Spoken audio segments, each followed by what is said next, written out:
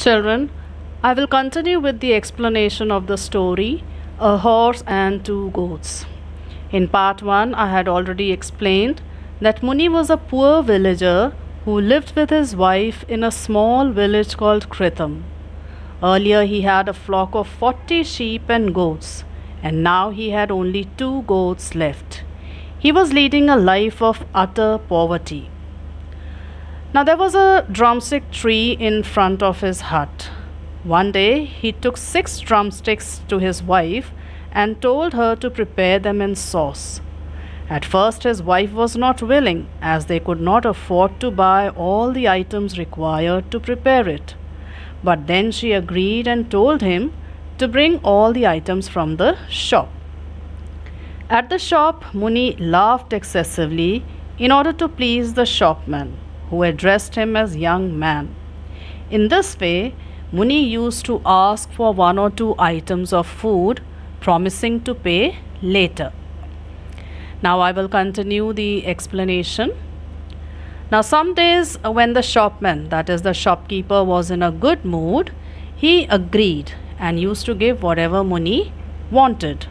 But sometimes he was not in a good mood and he would lose his temper. Lose his temper means he would become angry and bark. Bark means shout at Muni for asking items on credit.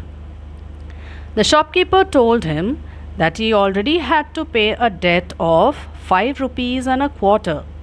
Muni said that he would pay everything on the first of the next month. Then the shopkeeper asked him as to whom he planned to rob in order to pay the debt, because Muni always used to make such excuses. Muni felt caught. Felt caught means Muni realized that the shopkeeper had understood that Muni was making excuses. Muni realized that he could not fool the shopkeeper, and so he mumbled that his daughter would be sending him money. Now the shopkeeper was surprised because he had never known that Muni had a daughter. He knew that Muni did not have any children, but still he asked Muni for what purpose she was sending money. Then Muni told him that it was his 50th birthday. Again the shopkeeper was surprised as Muni looked older. As most of the villagers, Muni also did not know his exact age.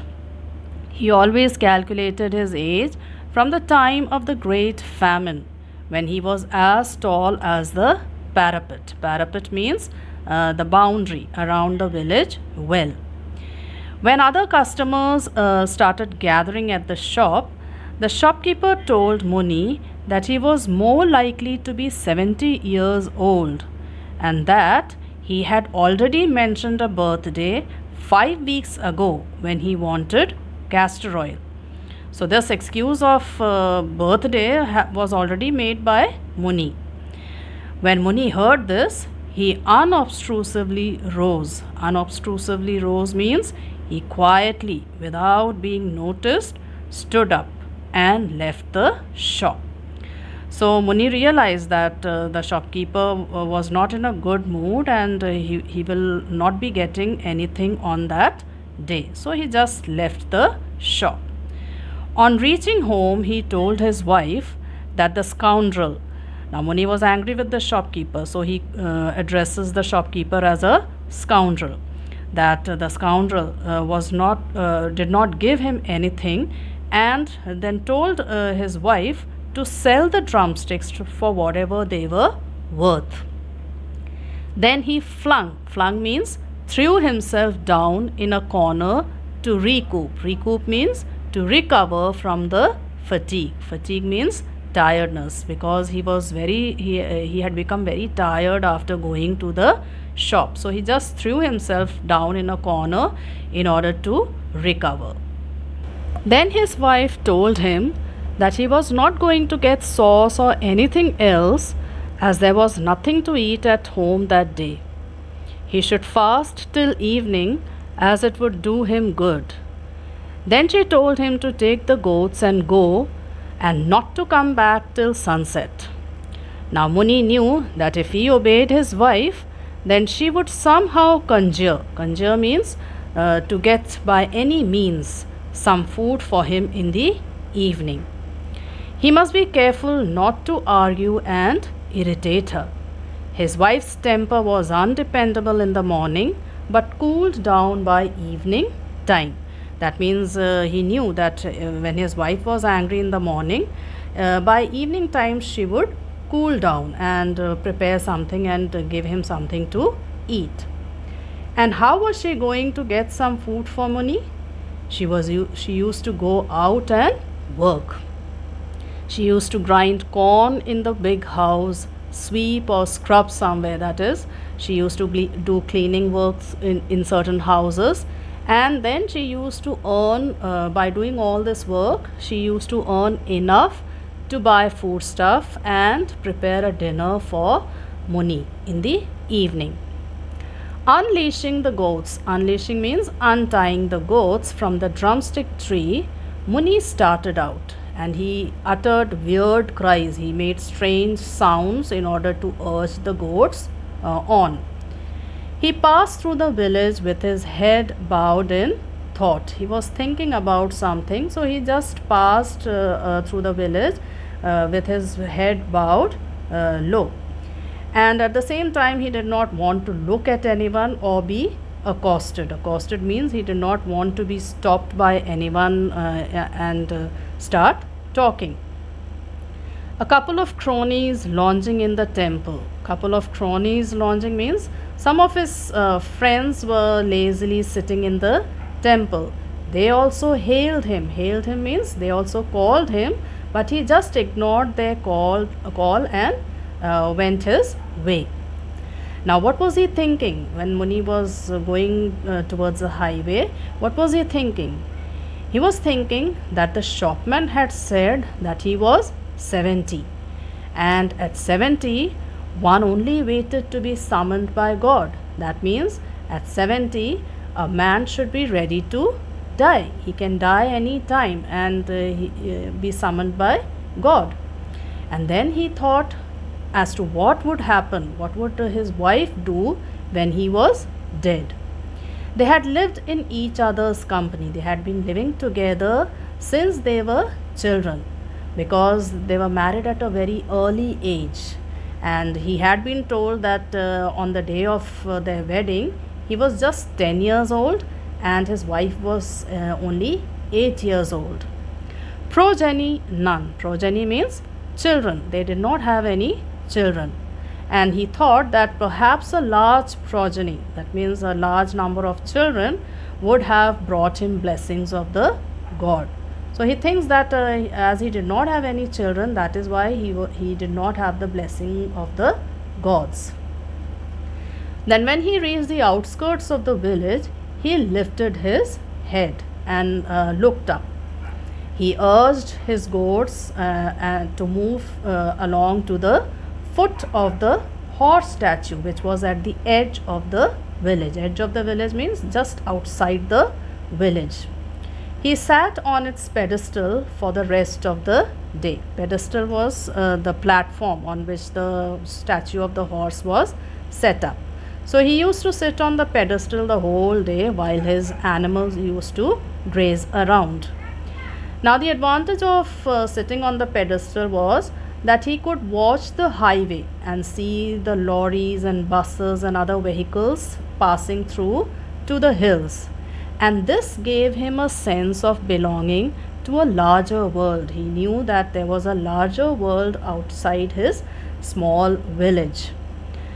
The pedestal of the statue was broad also, and he used to move around, that is, he used to shift on the pedestal of the statue in order to sit in the shade of the horse as the sun traveled up and westward.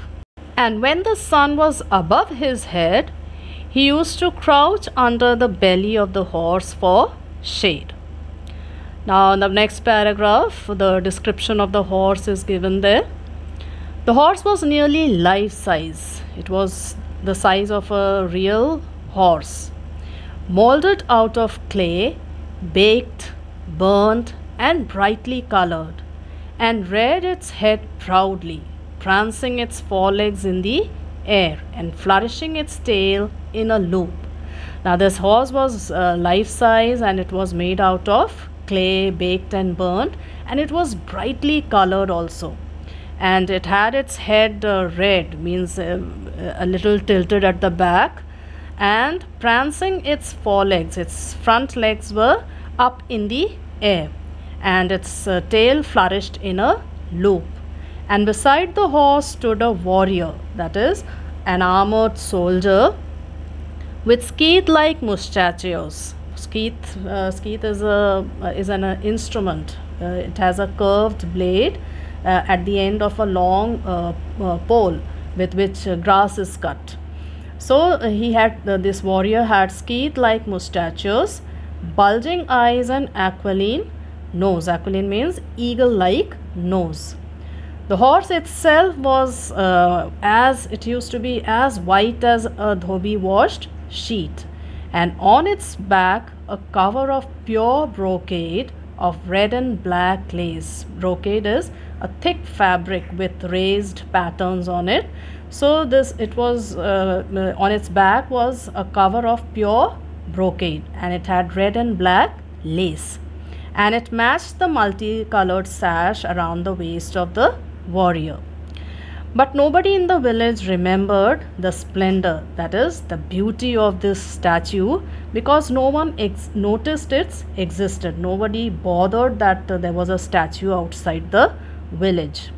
Even Muni, who used to spend so many hours under that statue, never bothered to look up and admire the beauty of the horse.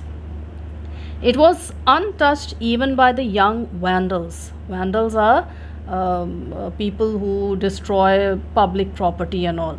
So in the village also there were some young boys and all who used to destroy things around them, public property and things in the nature around them.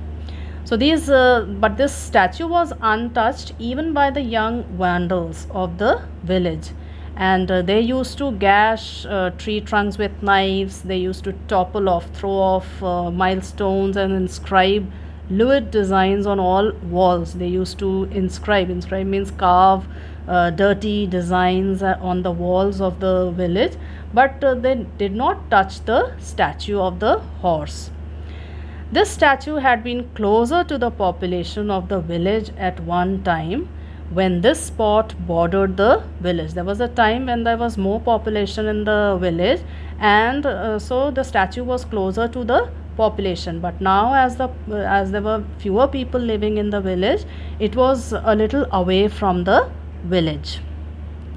Muni sat at the foot of the statue, and he used to watch his goats graze in the arid soil. Arid soil means the dry soil, and in the soil there was cactus and lantana bushes growing.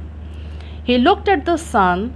It had tilted westward, no doubt, but it was not time yet to go back home. All the time he was looking at the sun. When would the sun start setting, so that he can go back home? Because if he went too early, his wife would have no food for him, and at the same time he wanted that his wife's temper, anger, should also cool down, and she should feel sympathetic towards him. So he wanted to give her enough time to cool down her temper and feel sympathetic towards him, and prepare some food for him. Then he noticed a new sort of vehicle coming down at full speed.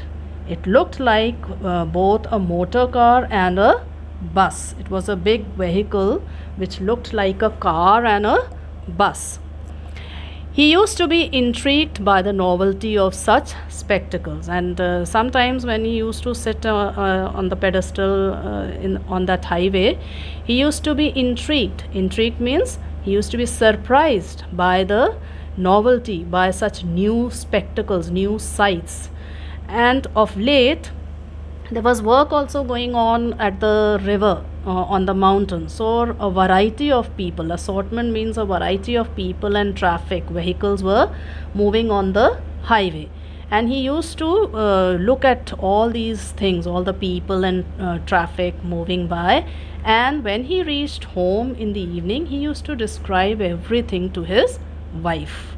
So that was how he passed his day, and in the evening he used to describe everything. He used to tell his wife whatever he saw at the highway.